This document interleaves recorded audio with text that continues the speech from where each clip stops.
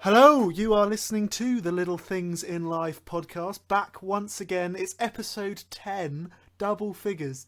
10 weeks ago we started this. 10 whole weeks ago. God, who'd have thought we'd be where we are now? I haven't actually checked our listeners recently. But yeah, anyway, episode 10. And we're talking about social media this week. This is something that when we first started the podcast, I think was one of the topics that we wanted to do. And here we are. Here we are. In case you haven't seen our Instagram and all the different questions and polls, that's what we are talking about today. God, you're looking very warm at the moment, all wrapped up in... I'm so cold. Well, I'm literally wearing a t-shirt and you're wearing a woolly hat and a rug, apparently. I'm really, really cold. I hope I'm not ill. I've had to close the window and everything. How's your week been besides being incredibly cold? My week's been all right, thank you. Although the weather, and each time I literally talk about the weather because it's just a big thing at the minute. It's like the go-to thing to talk about. Yeah, it's been shit here, but yeah, it's just because you've got nothing else to talk about. Yeah, and also the weather sort of reflects your mood, I feel, and it's not been great this week. But this week, exciting news. I've been doing my yoga. I can now do a headstand, headstand. These are impressive headstands. Actually, you have to put a video on YouTube, on the Instagram of you doing one. We always say this as well. We need to get better at putting things on Instagram. We always say we're going to put something on the Instagram, and we never do. But yeah, I was speechless when I saw you upside down doing this thing. Yoga headstand, Tom. It's very, very impressive. I'm gonna thank you for that.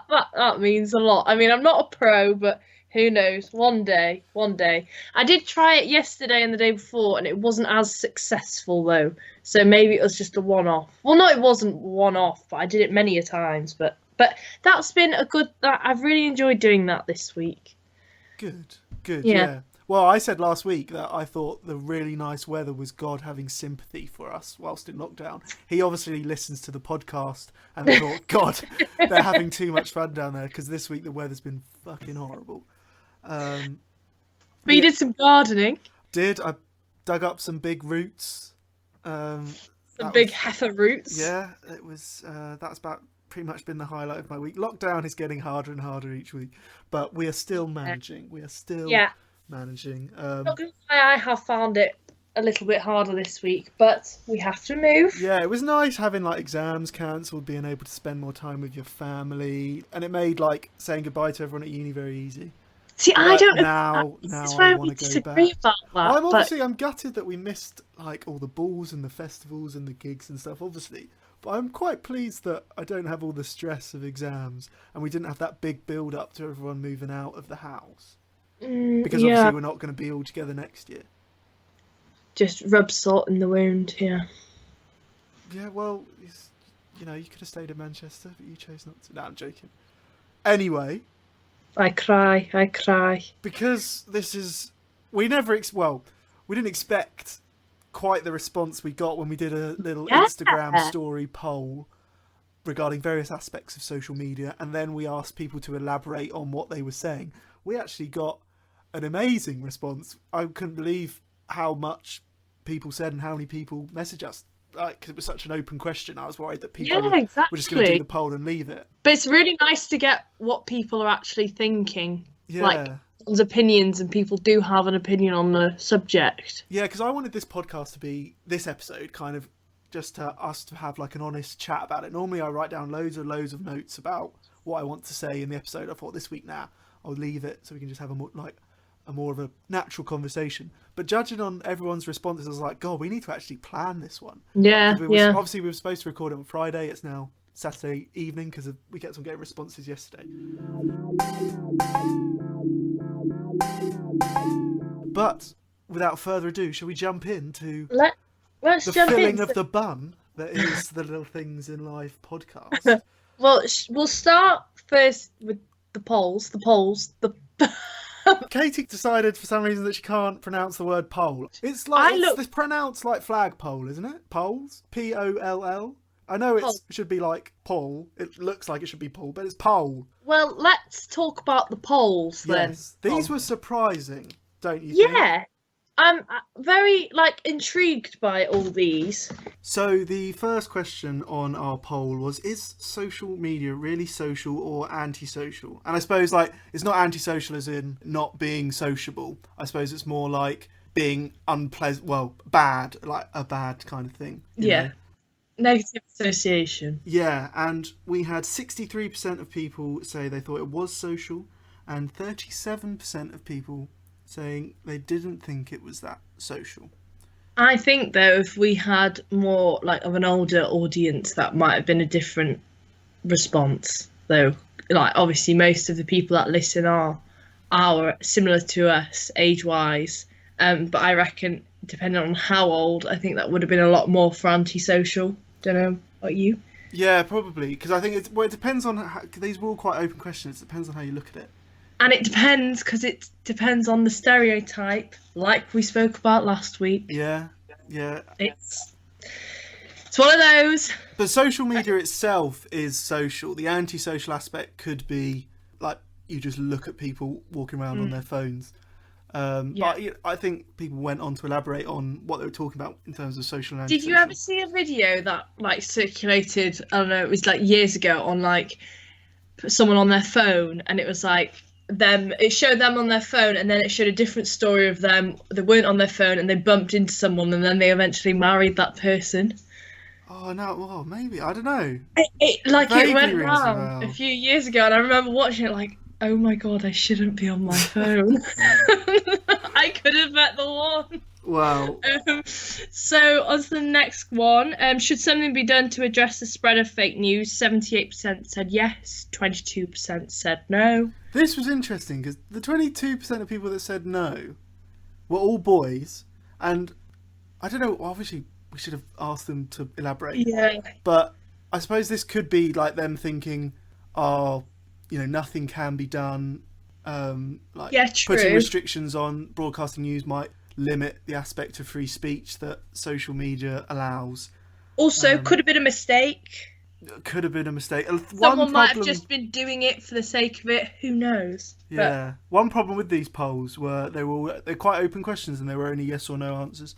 So I think maybe if we had a moving bar kind of thing, then it gives an average. Agree, strongly agree kind of questions. But anyway, moving on to question 3 is social media a force for good? We had 67% of people say yes. Majority said yes, so 2/3. Yeah. And 33% said no. That was an interesting one, actually. I thought more people, I suppose more people our age would probably say it is a force for good. Yeah. But an interesting one. I suppose we'll delve into, because people said more specifics later on. So we'll talk about more possible reasons why it's not a force for good. Does social media play a big role in your day-to-day life? 81% saying yes, 19% saying no. What are the 19% doing, I wonder? Yeah, I was surprised by this. I'd say it plays a big role in my life, but 20% of people, I obviously knew it was going to be a high number, but still 20% of people saying that it doesn't play a significant role in their lives. But also it depends on how significant it is to someone and how much they probably deep the question. They might have thought, really? They might think, I spend more time with something else other than social media. Yeah, and this is particularly true for this theme goes on to the next question, which was, could you live without social media? Which was 54% said yes, they could live without social media. 46% of people said no. So that was the closest one out of all of our questions. This one probably depends on how seriously you take the question. Yeah. I would say that I could live without social media, but it would be hard. To say you literally cannot live without something, that is quite a strong statement. Yeah. I mean, in an ideal world, I would like to live with social media, but I could easily live without it. Yeah, I think most people could definitely you could live without it, but it would be hard. Yeah, exactly. Social media is just taking out Instagram, Facebook, Facebook Messenger, but you still be able to text people. You still be able to stay relatively connected. I wouldn't class WhatsApp as social media.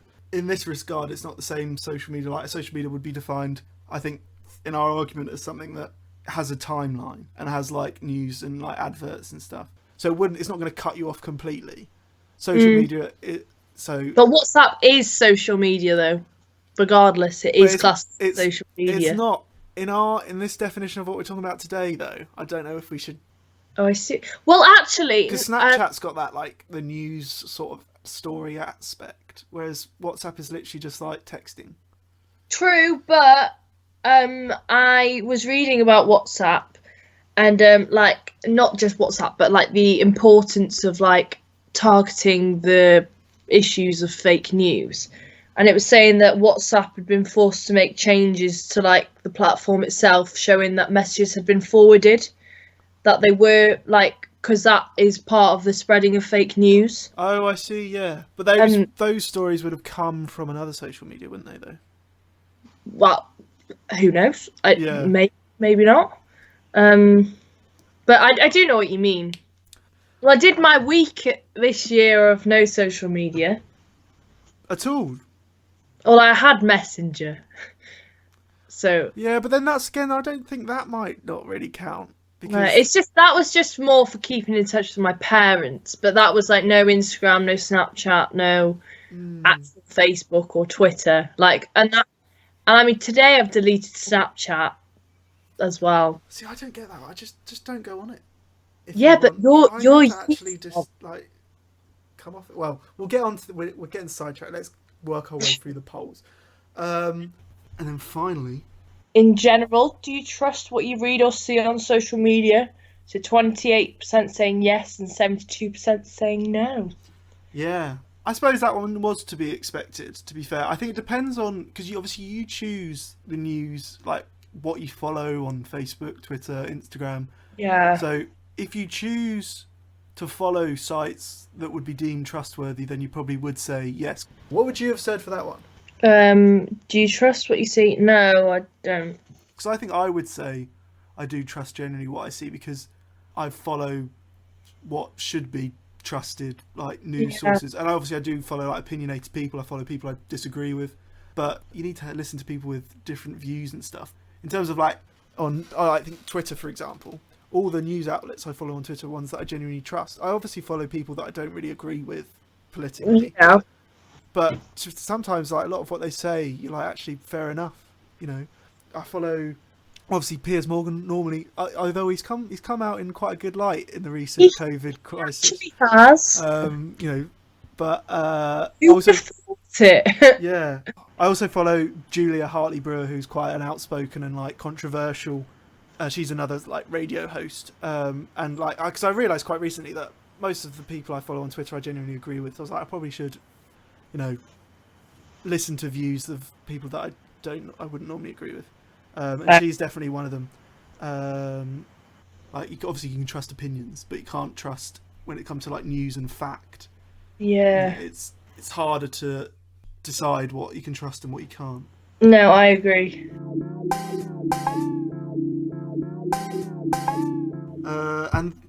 Those were the poll questions. Now, shall we move on? We all asked people to elaborate more, obviously, because these were quite open questions and you can only say yes or no. We asked people to elaborate further. We got a really good response. Yeah, I was amazed actually by how many people responded and how much they said. Yeah. Like I said earlier, I was expecting this episode to be more of just like a easy, chill discussion about social media. Yeah. Judging by everyone's responses, we were like, God, we need to take this really. We actually have to make notes on this one. So, should we start with what Alice said? Let's jump into it. She was the person who initially suggested this topic. We always, since we started the podcast, like we said, we always wanted to do one probably on social media, but she was one who messaged us saying that we should do an episode, but from the perspective of quarantine and isolation and the role it's playing. And she was basically saying that she thought it was very good for sort of like keeping up morale, funny videos, things with like Captain Tom, seeing how many birthday cards he got, generally keeping people cheerful and staying connected in isolation. She also was talking about how it was very informative. These were some of the main themes that we got from her. Yeah. And like throughout the responses from various people. But then she also obviously touched on the fake news aspect with obviously Trump last week telling us we should drink and inject disinfectant to try and treat coronavirus. That was something we're going to get onto later on. But this theme of keeping connected was something that came up a lot with our responses. I think she makes a really good point, and that sort of just, it makes me think of like Instagram and how you are seeing what everyone's doing and like funny things, and even like TikTok, people doing like funny things with their parents, and people's parents are going like TikTok famous. You know, Amy Maltloaf's dad, Amy's sister did a TikTok and her dad got over like 20,000 views on it yesterday. Oh my gosh. Like, that's mad. You know, how did these videos get so many views? I know. So like things like that really just made me really laugh yesterday. We need to get people to plug the podcast on TikTok. I know. Well, I've linked the Instagram to my TikTok. Oh, fair. But no, seeing like Instagram, you know, little competition things, you know, like the nominating people, that's like another thing that, I don't know, it's just nice to see what other people are doing. Yeah. So I think that's a really good point. And like that Captain Tom, that wouldn't have happened without social media. She made the point, Alice. No, yeah, definitely. £30 million he raised. That is really impressive, and that's dominated the recent news as well. Like, so the power of social media really does have a huge impact on, you know, quarantine life, really. And it's just so nice to see something positive, and it does make you smile. Yeah, that's really uplifting news to see, especially like at the minute. Yeah, another interesting thing was what Alice was saying, briefly touched on it, was how it was quite informative looking on like various people on Twitter, listening to various experts and differing opinions on how governments are dealing with the crisis and comparing how different countries are doing in obviously we don't want to dwell too much on coronavirus, but in like dealing with various problems that it's produced. You know, that was another sort of good thing. You're not just getting news from like BBC, from watching the telly, from listening to the radio. Twitter does allow you to sort of have a much wider amount You're not of information. Limited. Yeah, whether or not you can trust it though or not, that's something we're going to move on to. We'll then talk about what Martin said, my uncle. He links heavily to what Jupp and Alice said. They sort of all, and to an extent Henry, obviously, we'll go through them all. But this was the idea of how it was really good. The social side of it was really good, especially in lockdown. Yeah. So Martin said it was good for keeping in contact, especially, he said, linking into last week's episode as an old person. It's good for keeping in contact. But he wasn't too much of a fan of like the cat videos and stuff like that to keep people, to keep morale up and keep people smiling. But obviously, you know, not everyone's going to agree.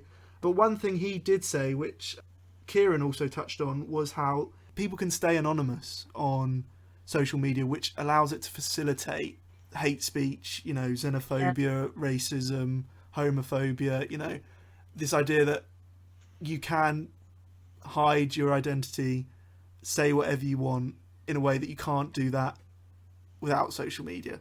And Kieran also said that, like, Kieran was the only person who talked about cyberbullying.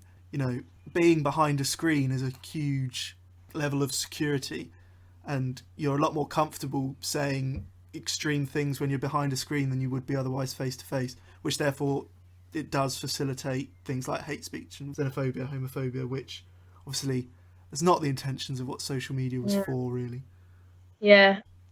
Jupp was saying about staying connected as well, which is basically linking to what Alice and Martin said. Yeah. And he was also talking about that the negative is highlighted more with social media. Yeah, Jupp was the only person though who mentioned the like body images and the effect that it has on people's like self-esteem, which was something that I really thought about this question. I thought that was going to be a more common thing, but I suppose people are focusing on coronavirus and stuff, but he was the only person who said that things like Instagram, concept of likes, followers, does have impacts on people's mental health and their view of their own body image, and that is obviously true, and that is a downside to social media. People who are maybe not as thick-skinned as other people or do have self-esteem issues, social media is going to only make that worse to an extent.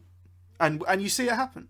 You know, and we've done episodes in the past looking into this further with our What Makes Us Beautiful episode, and the effect that social media has on cosmetic surgery. Yeah, and I wonder if in lockdown people are thinking about that even more, because that people are probably spending more time. I mean, I feel like I'm spending more time on my phone. I wonder if people are thinking about that a lot more Yeah.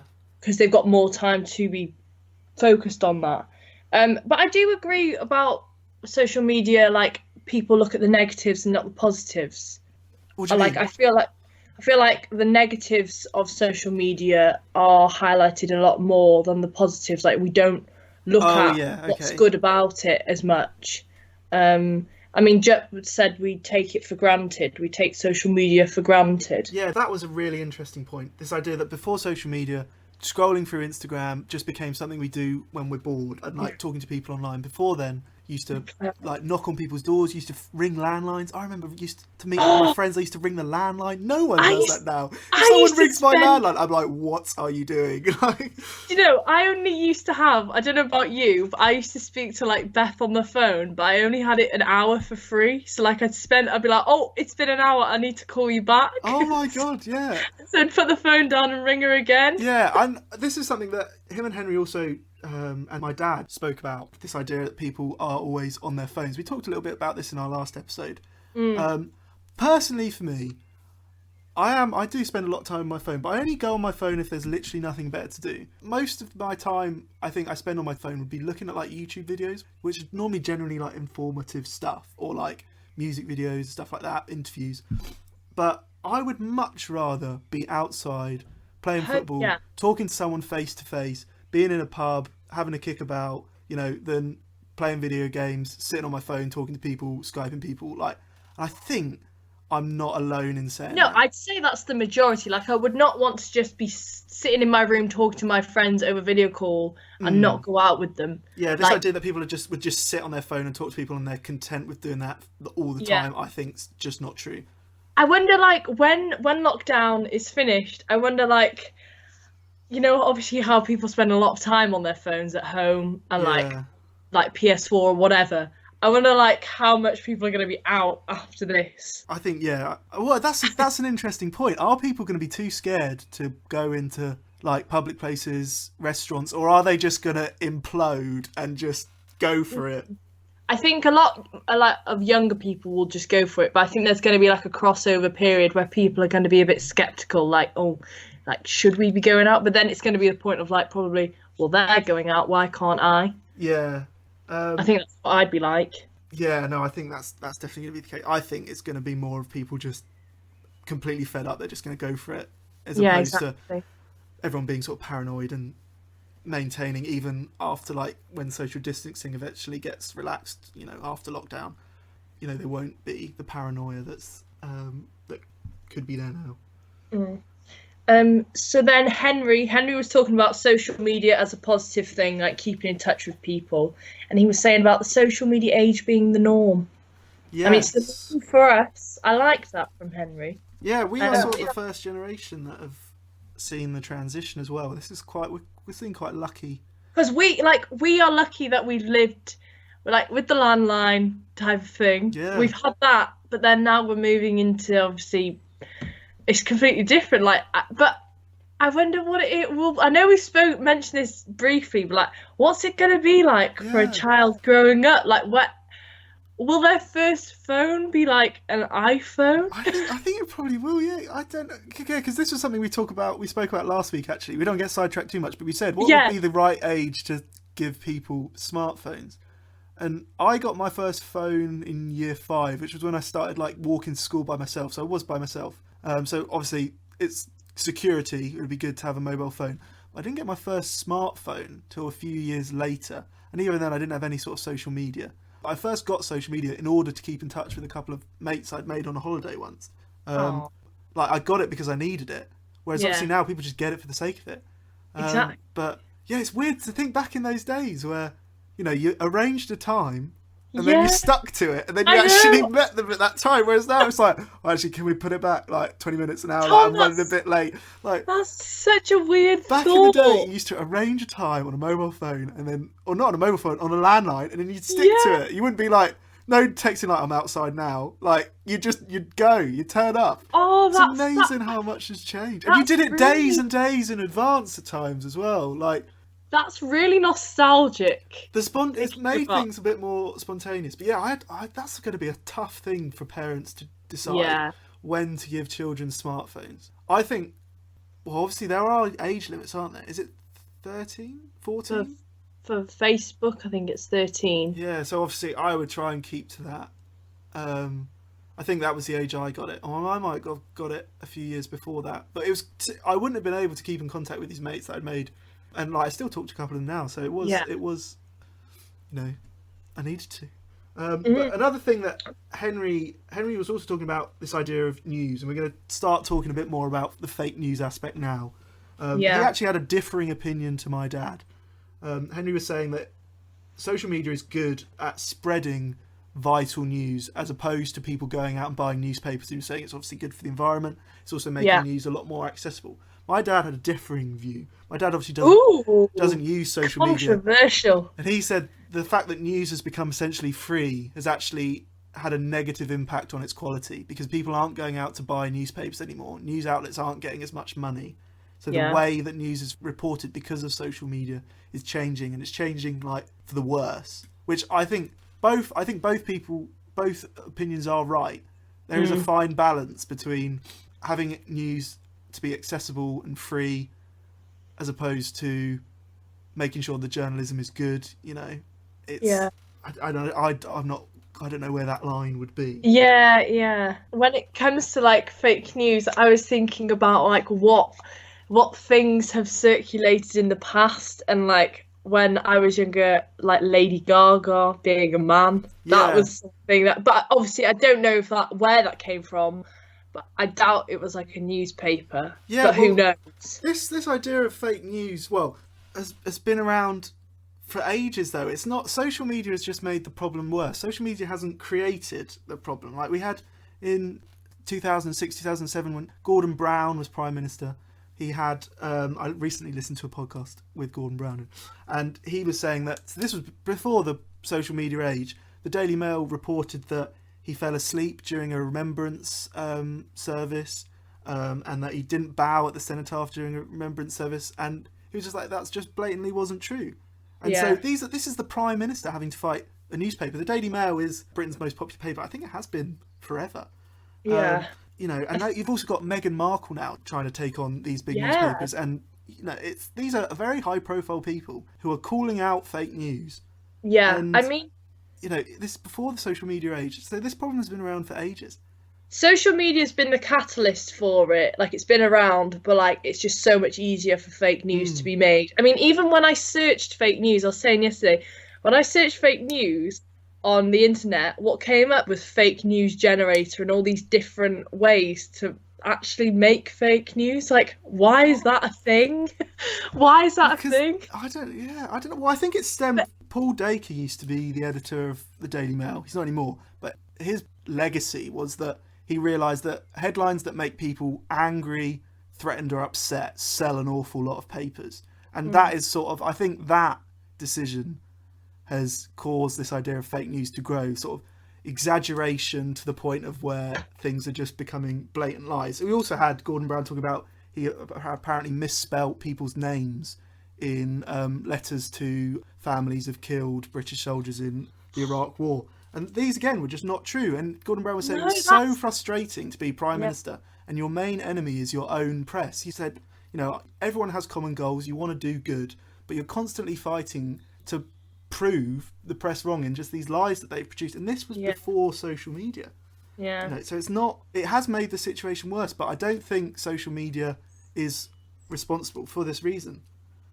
I mean, I was looking about like different things that has been on social media, like fake news, and it was things on Facebook like you're exempt from council tax if you claim your home is a place of worship, and like the House of Commons had to address that. Oh my gosh. Like that was off Facebook, and then the Pope endorsing Trump as a presidential candidate, he had to address that, and he said fake news was a sickness. Like things like that. Like the Pope has had to address fake news. Yeah, well, there's the flip side of it. Commons. The flip side of it is how Trump sort of like uses it to his benefit, really. Yeah. The New York Times did a huge. This is an example my dad gave me. The New York Times did a huge investigation into his tax affairs. Obviously, New York Times are a very respected, should be reliable news outlet in America. Trump just comes out and says this article's fake news, and everyone agrees with him. So you've got news that's genuinely true being called fake, and then you've got genuinely fake news which you have to try and prove that it's not true. It's a mess. It's a mess. It's a vicious circle. Yeah, and Trump summed it up when he said, I could shoot someone on Fifth Avenue and still be elected president. He literally could. This is like the brainwashing that this problem has produced.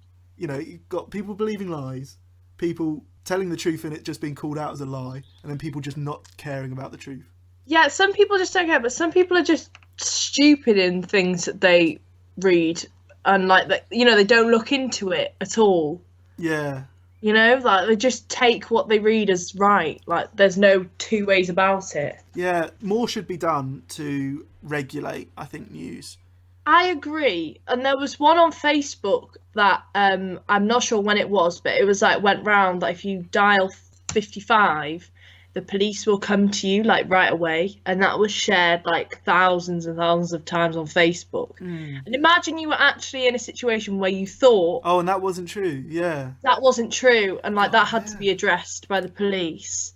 And imagine you're in a situation where you thought, right, I'll dial 55, and then obviously it didn't work. Yeah, well, I think you need to be skeptic of where you're getting this news from. Yes, yeah. I think I am quite skeptical anyway. If something's too good to be true, it probably is, But obviously I follow opinionated people, but I only follow reliable news sources. Yeah. Well, reliable. But, things like the BBC is obviously good. LBC I think is quite good because that's got people. What's that again? LBC is a radio, 24-hour talk radio news show, and all the presenters are have very, very different opinions. But the news itself is relatively unbiased, but the presenters talk about the news. Yeah. And their social media is quite good. Though even actually, to be fair, even sometimes I read some of their headlines and I'm like, what? Yeah. Really? One of the headlines was, should Boris Johnson apologise for his comments about single mums saying that their children were illegitimate? I was like, yeah, he probably should. I don't think that's even should be a question. But I think that could also stem back to this idea of headlines are normally a lot more exaggerated than the articles. Yeah, exactly. Themselves. They're just wanting readers. That's, you've got to remember things like this. I think Rebecca made the point that Twitter is now becoming news. Well, it is. Even Snapchat. Yeah. It used to just be where you just see people's tweets and whatever, but now you're actually seeing news about different things. That's becoming almost like a news outlet. Yeah, well, we'll move on to what Rebecca said, actually. She had common themes with what my dad was talking about in terms of the algorithms. My dad was arguing that everything's sort of forced on you in the form of timelines and stuff on social media. I was about to say, should we say what a Facebook algorithm is? Because I didn't know what it was. So it's showing how Facebook decides which post users see, that type of thing. Yeah. Because I didn't know before Rebecca said about it. Yeah, so my dad was saying that you don't research things anymore. You don't actively go and seek things. Things are forced on you in the form of timelines and stuff. And it's this idea of trying to beat the algorithm and not having all this information constantly thrown in your face. Actually filtering stuff out, only seeing what you've physically told the social media site that you want to see. Whereas there are loads and loads of algorithms that send you targeted ads, and Rebecca's argument was these algorithms are designed for the purpose of social media, not the purpose of news stories, and more should be addressed to change these algorithms so they're more suited to spreading news as opposed to spreading posts, videos, things that you might like but are not related to news. Yeah. Which I do agree with, because obviously this was something that in recent times has been used as a political tool. During the Brexit campaign, obviously there was the big scandals around Cambridge Analytica and Aggregate IQ. Aggregate IQ, Vote Leave, gave them £7 million to harvest people's data and send them specific tailored adverts that had a pro-Leave agenda, depending on how they had interacted in previous posts in the past. So if someone was prone to reading or interacting with articles relating to immigration, then they'd send them immigration-based posts, but they would also be in like terms of varying severity. So people who were incredibly worried about immigration, may be seen as more racist, would be sent articles saying, you know, the population of Turkey is so many million, they're about to join the EU with freedom of movement, all these people can come to the UK, which is obviously exaggeration. But that varied. For people who were worried about immigration, but not to that extent, they'd get adverts which would be like Boris Johnson saying, I'm pro-immigration, but I'm also very pro-controlled immigration. And also people who are prone to interacting with NHS-related articles, it would talk about the £350 million for the NHS. So these were very, very specific, tailored adverts. And they targeted 7 million people, spent £7 million on doing so. And, you know, the gap between Leavers and Remainers in the actual referendum was 1 million people, which is considerably smaller than the amount of people who've been sent these tailored adverts. And it's evidence it was used in the Trump campaign as well. So obviously there's not really much illegal going on here. Is it not just really clever marketing? Yeah, but it's also it's the fact that these are third-party companies using your data. That is the bit that people are worried about. And obviously, Vote Leave got... I don't know if it was Vote Leave or Leave.eu, but the Leave campaign, they only got into trouble because they overspent their budget. Their budget was supposed to be 7 million. They spent that 7 million on just using these data harvesting companies. As a result, they got fined. They broke electoral law, but only with regards to budget, not with regards to the data harvesting. But this could be, you know, I think all future general elections, presidential elections, referendums are going to be subject to sort of things like this. So I think, you know, you need to stay skeptic. I think it's probably be aware that you're seeing things for a reason based on your data. But I do think data needs to be protected more. There needs to be more stringent laws on how Facebook, Twitter, you know, Instagram use your data and send you targeted ads. Yeah, we have no idea really what is done with our data. No, it's great. It's great to have targeted, like, to see adverts for things that you might genuinely be interested in. Like, I've bought clothes off sites that have, I've bought things off websites that I've seen through suggested ads. But I don't think anyone would want a political party using it to promote a certain agenda. No. I mean, I've been looking at getting a new phone, and then I've been on different websites, and all I'm seeing down the side of my screen is like different, like the phone that I want. And I'm like, oh, I really want to get it. So it's really like messing with me in my head. Yeah. And so Holly also said, she said that there should be more regulation on news outlets. But even before social media, I think there should be more regulation on news outlets. Not so we become a fascist state like the way that communism and fascism, you know, the Nazis control the media, but in a way that there are serious consequences to publishing fake news. But then obviously political parties do the same. Talking of Nazis, Germany this October they've made a law starting from October that social networks need to delete hate speech and fake news within 24 hours. Otherwise, they'll face millions in fines. Oh, so that's starting from October this year. Oh, yeah, because that also links into a bit of what Kezzy was saying as well. Yes, yeah. She was saying how there is a review policy relating to politics and news on social media, and posts are removed, but it's obviously very, very hard to enforce, and you know, sometimes it doesn't really benefit the site. You know, you're probably getting a lot of, as Facebook, you're probably going to get a lot of traffic and a lot of people using these things, which is going to make your social media site more, well, it's going to benefit your social media site. What I was thinking is, have you ever, like, you know, if you do go on like news online, and then if you scroll down and there's, to us it might seem really clear that it is fake news articles. Do you know what I mean? Like at the bottom, like it's just completely irrelevant and wrong. Yeah. There's a rugby page. I think it's Rugby Rampage, which always is just a website devoted to posting lies. And it took me a very long time to realise this. And I was just like reading these stories, being like, "What?" And they're supposed to be jokes, but I was like, "What?" I was sort of these could be But this could be like, people could be taking these as face value. Obviously, when it's just like not very significant stories about rugby, it doesn't really matter. But yeah. you know, there are jokey websites. There's is it News Thump or something, which is one as well, which posts jokey stories about like American politics and stuff. I mean, I'm not sure like what websites it's on, but like you scroll to the bottom and then like they'll have other bits of news from their website, and then at the bottom there's then links to, it looks like it's supposedly part of that website, but it's not. And then it's like, do you know what I mean? Like that type of thing. It's a bit like Private Eye, in how like that's full of jokey news articles, but everyone knows that it is a jokey paper. But obviously with social media, it's not quite as clear.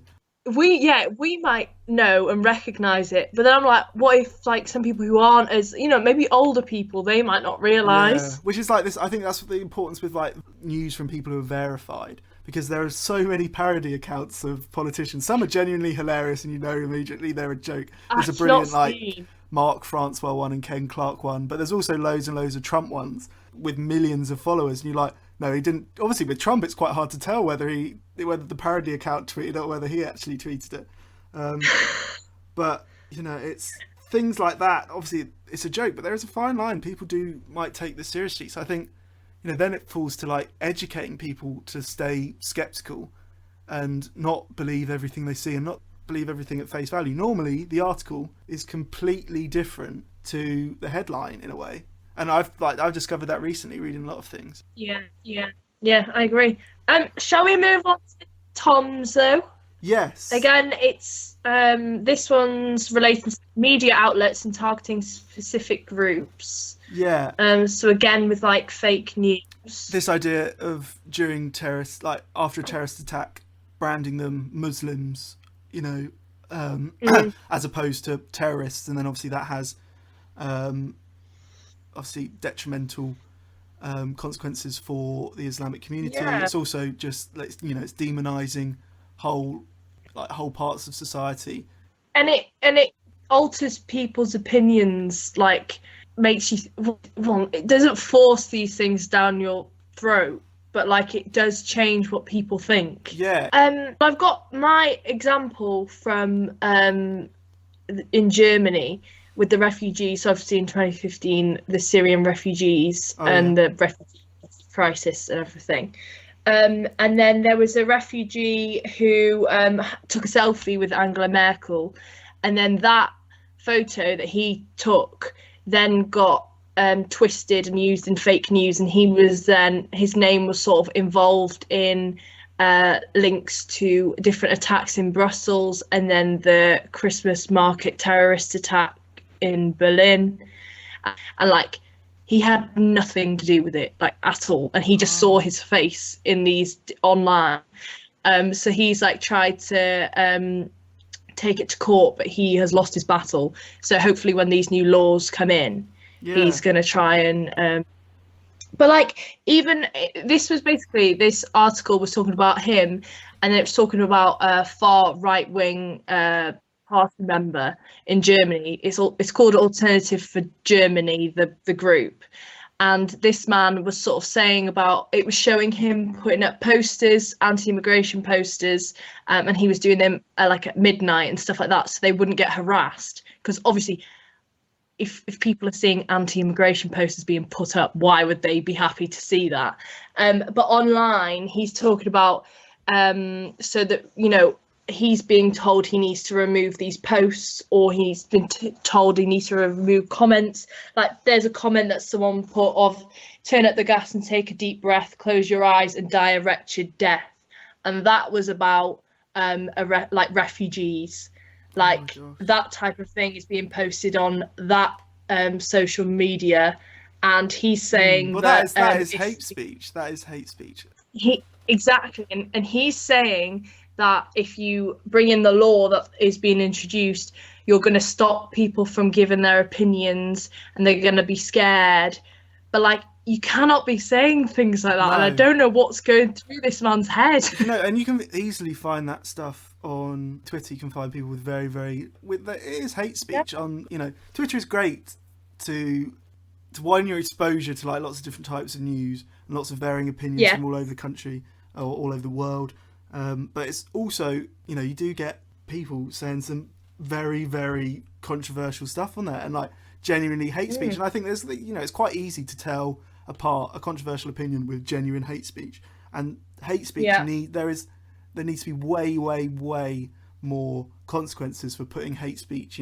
Whether it's individuals or actual like news sites, there needs to be much stronger consequences for spreading stuff like that, because it is just damaging. I agree. I was just saying, and I think like implementing fines of millions, like so people have to, like these posts have to be removed. Like I know for big companies that might not seem like a lot, but if it's happening all the time, like they've got to be removing these comments. It's hard though. Social media sites do need to become better at taking things down, but yeah, they do. But as again, if your post gets taken down, your account gets deleted, you just start a new one. Yeah. There needs to be criminal prosecutions.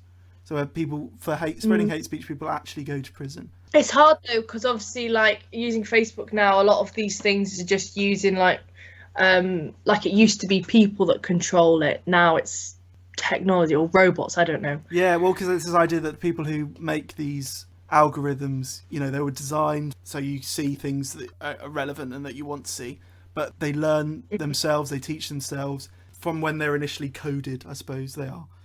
It's machine learning. So at this point in time, even the people who designed these algorithms don't really know how they're working now, which obviously, it's not too sinister, but it is quite mad. It's not really ideal. But yeah, it starts with things like the Daily Mail. This is Britain's most popular paper, and it does have a political agenda, and it does persecute groups. Obviously, the example that Tom gave was after terrorist attacks, persecuting the Muslim community by calling them Muslims, not terrorists. You saw with how in the past, they've done the same with like single mums, benefit users and immigrants, like to pursue a political agenda. And, but we all have common goals. It's bizarre. I don't know. Because it's like, I'm not really sure what you're gaining from that. A hatred of a certain section of society. No.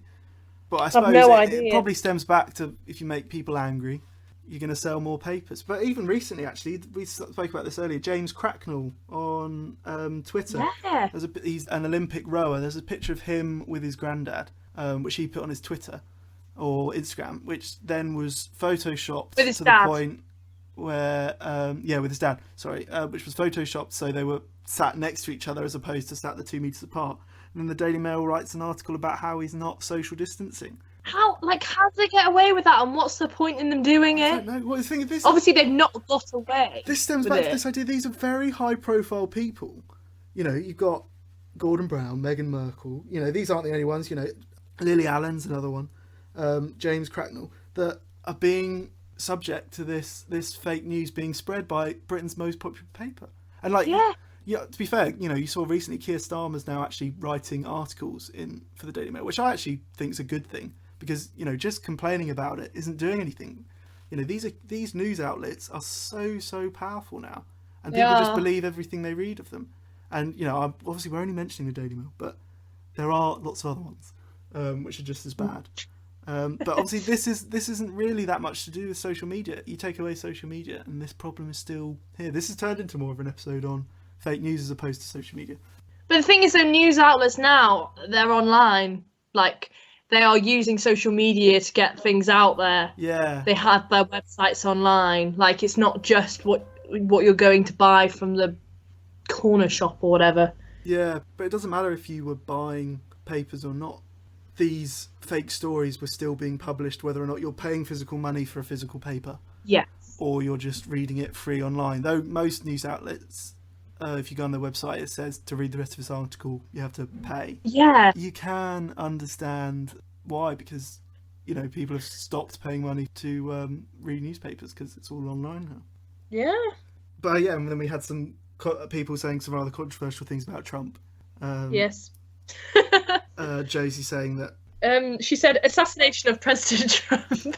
President Trump should be assassinated to stop the spread of fake news. Yeah, I think that's probably my mum shares that point of view as well.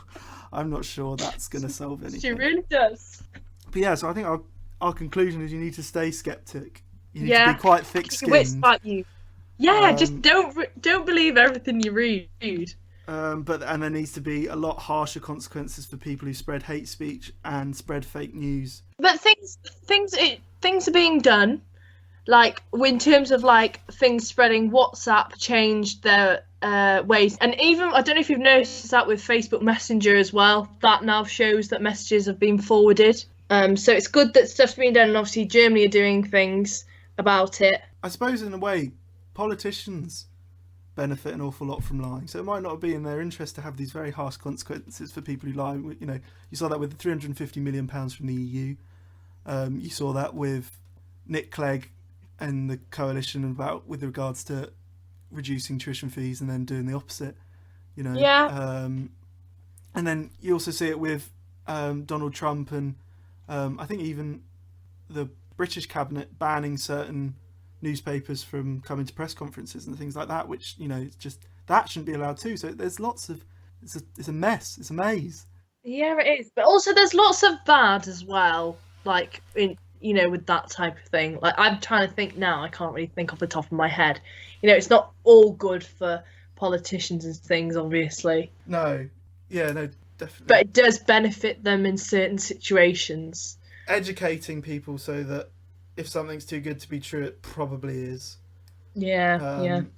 And sticking to trusted, have like a way of emphasising trusting news sources as opposed to ones that are either a joke or just blatantly fake, pursuing a certain political agenda or pursuing hate speech, which I suppose, you know, wasn't the intention of social media, but has become the reality. But social media, though, it is good. You can express yourself. You do see a lot of positive things on there. Yeah, no, I definitely wouldn't get rid of it. I think, you know, it genuinely is a force for good. You know, I think, and probably Twitter's probably the worst offender for the bad sides of social media, I reckon, with regards to like fake news and stuff. Yeah, I don't know, the aspect, like the damaging effect it can have on people's mental health with regards to like self-esteem and stuff. I don't know how that can be addressed. Well, Instagram does it where you can't physically see the number of likes sometimes. Yes, sometimes. I don't fully understand that, but yeah, that's... I think you just got to be sceptical and thick-skinned is the quickest solution to the problem, but it's easier said than done. Yeah. I mean, you know, at the minute, social media has been like a godsend for everyone in isolation who uses it. Jack made the point that we wouldn't be able to do this podcast as easily because we really wouldn't. No, definitely not. Oh, yeah, and the idea of being able to spread things very quickly. I think the information, even though the information was quite confusing, we got from our own government. In general, the fact that everyone's really got the message now of you know, lockdown, social distancing, you know, that's without social media, that would have been certainly would have been an awful lot harder than it has been. Yeah, exactly. Well, I think that's the end of another episode. I think so. Tom, can I get you to do a tongue twister? What? Yeah. Can I get you? You know the word toy boat? Yeah. Say that 5 times really fast. Go. Toy boat, toy boat, toy boat, toy boat, toy boat. No. Toy boat. I knew you did. No, you're not doing it fast. You're trying to pronounce it really well. Just do it fast and don't think about it. Toy boat to the... Yeah. Okay, that's hard. Okay. Toy boat, toy boat, toy boat, toy boat, toy boat. Oh. Just embarrassed me on my podcast. Next week we're doing Room 101. We really are. So something different to this week, taking a break from the serious and deep topics and the depressing topics, and we're just going to moan about things, I think. But I need to actually watch and work out how it works. Yeah, you do. It's really simple. But you're very opinionated, Tom. You'll be fine. But yes, thank you very much for listening once again. Thank you to everyone who answered the poll and sent in, you know, their views and elaborated on their views. Yeah, we really, really appreciate that. Maybe we'll do another one like in a few weeks or something with getting people involved again. I think that worked well. Yeah. All right. Yeah. Well, you've been listening to the Little Things in Life podcast. I've been Tom. I've been Katie. Stay safe and have a good week. Craft yourselves. See you next week. Bye. Again, I always hung up on you.